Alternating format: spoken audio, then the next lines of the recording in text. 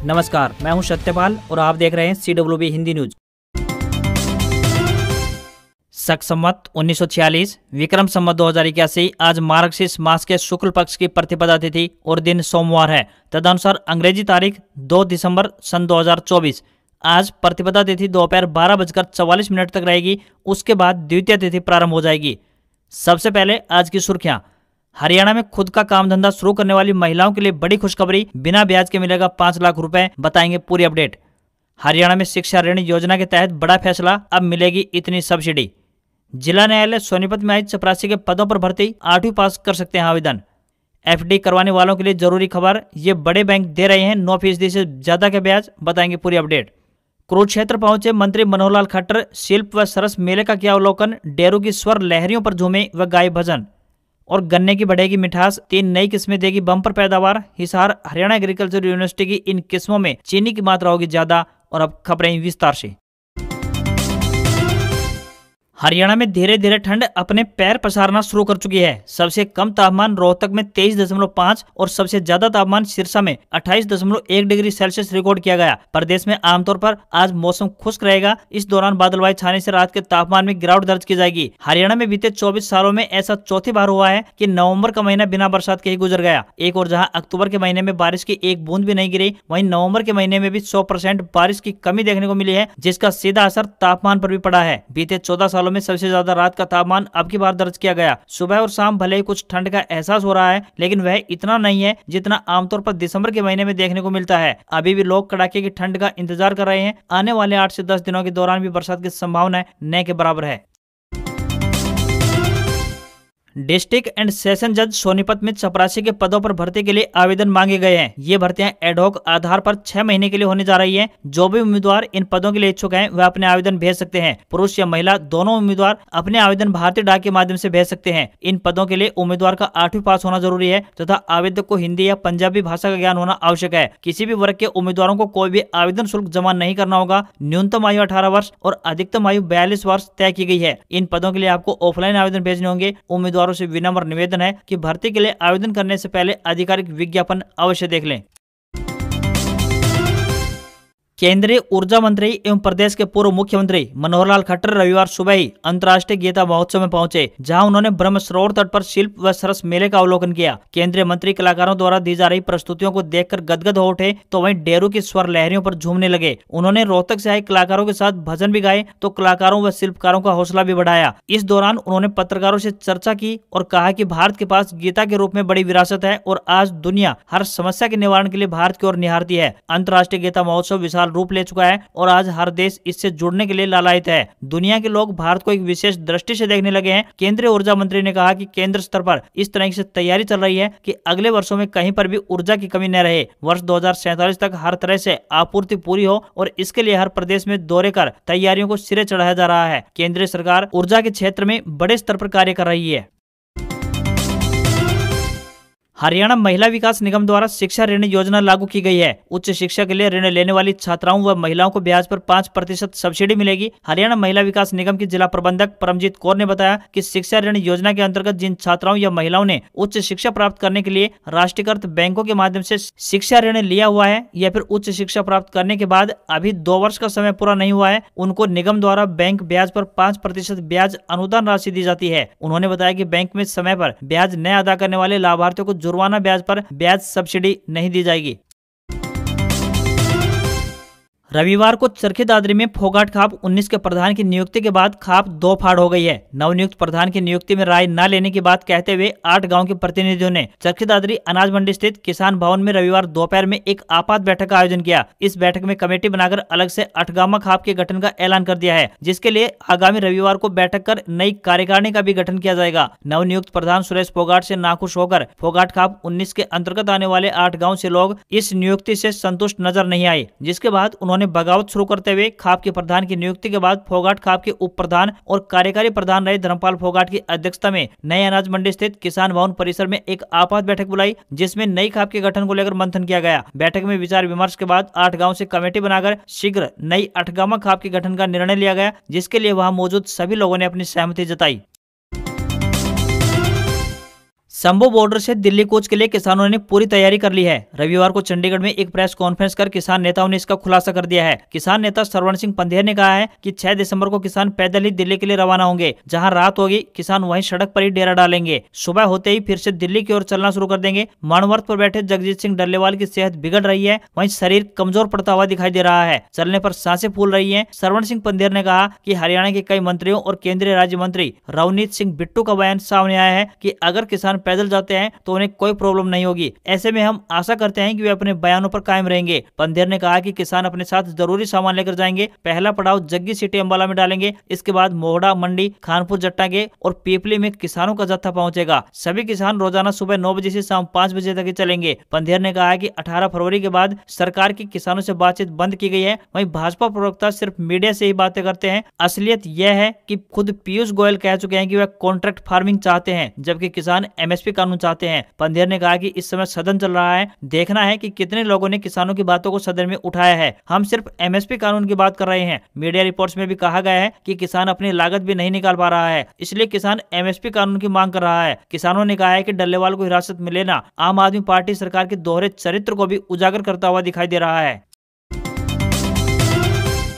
हरियाणा में खुद का बिजनेस शुरू करने की योजना बना रही महिलाओं के लिए एक अच्छी खबर सामने आ रही है। बता दें कि सूबे की नायब सैनिक सरकार मातृशक्ति उद्यमिता योजना के तहत boutique, beauty parlour, food stall, auto rickshaw, e rickshaw, taxi, tailoring, photocopy की दुकान और पापड़ बनाने संबंधित काम शुरू करने के लिए 5 लाख रुपए तक का लोन देगी। प्रदेश सरकार ने मातृशक्ति उद्यमिता योजना के तहत स्वरोजगार के लिए ऋण लेने की सीमा 2 लाख रुपए से बढ़ा दी है। पहले यह सीमा 3 लाख रुपए तक थी। महिला उद्यमियों को बिना ब्याज के लोन मिलेगा, क्योंकि 3 साल तक 7% ब्याज सब्सिडी राज्य सरकार देगी। हरियाणा के स्थायी निवासी और अधिकतम 5 लाख रुपए तक वार्षिक आय वाली महिलाओं को स्वरोजगार के लिए 5 लाख रुपए तक लोन का लाभ मिलेगा। आवेदनकर्ता महिला की आयु 18 से 60 साल के बीच होनी चाहिए। आवेदक पहले से किसी भी बैंक से लोन लेकर डिफाल्टर नहीं होनी चाहिए। समय पर किस्तों का भुगतान करने पर 3 साल तक 7% ब्याज अनुदान राशि हरियाणा महिला विकास निगम के माध्यम से दी जाएगी। मातृशक्ति उद्यमिता योजना के तहत लोन प्राप्त करने के लिए महिला उद्यमी के पास राशन कार्ड, परिवार पहचान पत्र, आधार कार्ड, पासपोर्ट साइज के 2 फोटो, रिहायशी प्रमाण पत्र, प्रोजेक्ट रिपोर्ट,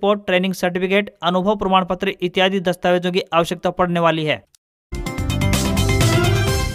हरियाणा के सीएम नायब सिंह सैनी ने कहा कि सरकार बनने के बाद पहले विधानसभा सत्र से ही किसान हित में 3 नए कानून बनाए गए हैं। हरियाणा कृषि भूमि पट्टा विधेयक 2024 पारित करके पट्टेदार किसानों और भूमि मालिकों के बीच विश्वास बहाली का काम किया गया है। वहीं सामनाथ भूमि पर 20 वर्षों से काबिज कृषक पट्टेदारों को उस भूमि का मालिकाना हक दिया गया है। इसके अलावा गाँव में 20 वर्ष से अधिक समय से 500 वर्ग गज तक के क्षेत्र में बने मकानों का मालिकाना हक दिया गया है। उन्होंने कहा है कि सरकार का तीसरा कार्यकाल शुरू होते ही बिना पर्चे खर्चे के 26,000 युवाओं को सरकारी नौकरियां दी गई है। कुल मिलाकर अब तक 1,71,000 युवाओं को ये नौकरियां दी गई हैं। इसके अलावा हरियाणा कौशल रोजगार निगम के तहत कार्य कर रहे 1,20,000 अनुबंधित कर्मचारियों को सेवा सुरक्षा प्रदान की गई है। कर्मचारियों की दुर्घटना बीमा राशि को 30 लाख रुपए से बढ़ाकर 50 लाख रुपए तक तथा परमानेंट टर्म इंश्योरेंस को 2 लाख से बढ़ाकर 4 लाख रुपए कर दिया गया है। वहीं हर घर गृहिणी योजना में 13 लाख गरीब परिवारों को हर महीने केवल 500 रुपए में गैस सिलेंडर दिया जा रहा है। मुख्यमंत्री ने कहा कि प्रदेश सरकार समाज के हर वर्ग के कल्याण उत्थान के लिए निरंतर काम कर रही है। इसी दिशा में विधानसभा चुनाव के दौरान कई नए संकल्प लिए थे, उनमें से कई पूरे भी किए जा चुके हैं। अपने वायदे के अनुसार 29 अक्टूबर से 70 साल से अधिक आयु वर्ग के बुजुर्गों के लिए आयुष्मान भारत योजना के तहत मुफ्त इलाज सुविधा शुरू कर दी है। इसके अलावा किडनी रोगियों को मुफ्त डायलिसिस की सेवाएं 18 अक्टूबर से शुरू कर दी गई है। उन्होंने कहा कि संकल्प पत्र में सभी फसलों के दाने दाने की खरीद का संकल्प लिया था। हमने चालू खरीद सीजन में धान, बाजरा व मूंग के हर दाने की खरीद एमएसपी के भाव पर की है। बारिश कम होने से किसानों के आर्थिक बोझ को कम करने के लिए खरीफ फसलों के लिए 2,000 रुपए प्रति एकड़ की दर 825 करोड़ रुपए की बोनस राशि जारी कर दी गई है।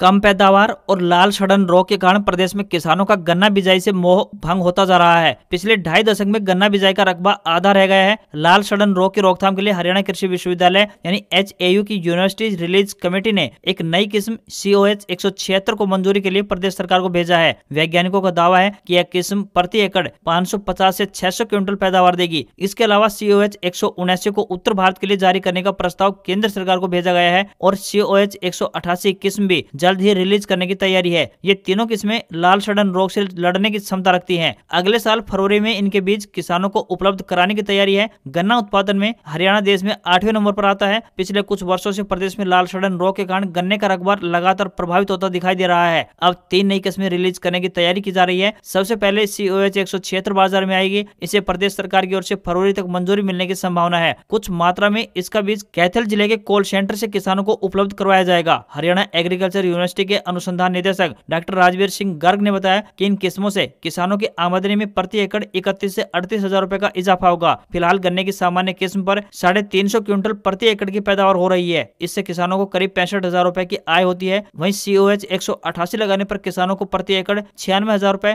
तथा COH 179 व 176 लगाने पर 1,04,000 रुपए प्रति एकड़ तक आमदनी होगी।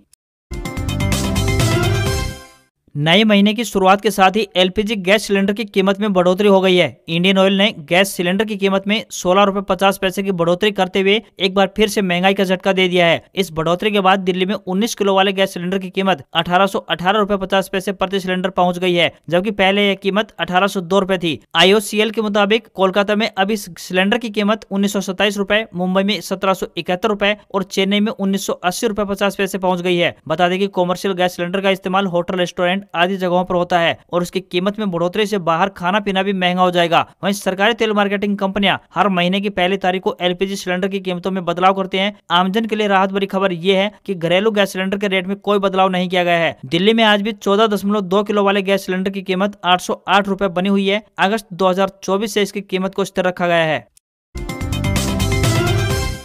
हरियाणा परिवहन विभाग यात्रियों को बेहतर यातायात सुविधा उपलब्ध करवाने के उद्देश्य से निरंतर प्रयासरत है। इसी कड़ी में सोनीपत से नारनौल के लिए एक सीधी बस सेवा को फिर से हरी झंडी दिखाई गई है। इससे यात्रियों को काफी राहत मिलने वाली है और उन्हें बार बार बस बदलने की जरूरत नहीं पड़ेगी। यात्री अब सोनीपत बस स्टैंड से सीधे नारनौल का सफर तय कर सकेंगे। सोनीपत रोडवेज डिपो के एक अधिकारी ने बताया कि सोनीपत नारनौल के बीच सीधे बस सेवा को फिर से शुरू कर दिया गया है। यह बस रोजाना सुबह 9:30 बजे नारनौल के लिए रवाना होगी। यह बस वाया झज्जर होकर नारनौल पहुंचेगी।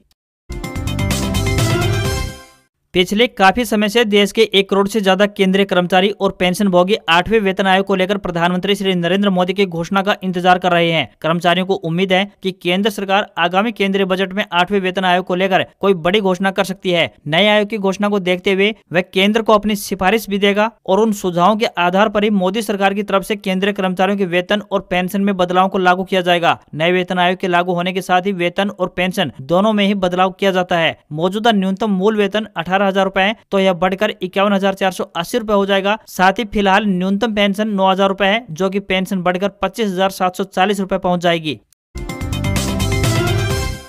पिछले काफी समय से देश के 1 करोड़ से ज्यादा केंद्रीय कर्मचारी और पेंशन भोगी 8वें वेतन आयोग को लेकर प्रधानमंत्री श्री नरेंद्र मोदी की घोषणा का इंतजार कर रहे हैं। कर्मचारियों को उम्मीद है कि केंद्र सरकार आगामी केंद्रीय बजट में 8वें वेतन आयोग को लेकर कोई बड़ी घोषणा कर सकती है। नए आयोग की घोषणा को देखते हुए वह केंद्र को अपनी सिफारिश भी देगा और उन सुझावों के आधार पर ही मोदी सरकार की तरफ से केंद्रीय कर्मचारियों के वेतन और पेंशन में बदलाव को लागू किया जाएगा। नए वेतन आयोग के लागू होने के साथ ही वेतन और पेंशन दोनों में ही बदलाव किया जाता है। मौजूदा न्यूनतम मूल वेतन 18,000 रुपए है तो यह बढ़कर 51,480 रुपए हो जाएगा। साथ ही फिलहाल न्यूनतम पेंशन 9,000 रुपए है, जो कि पेंशन बढ़कर 25,740 रुपए पहुंच जाएगी।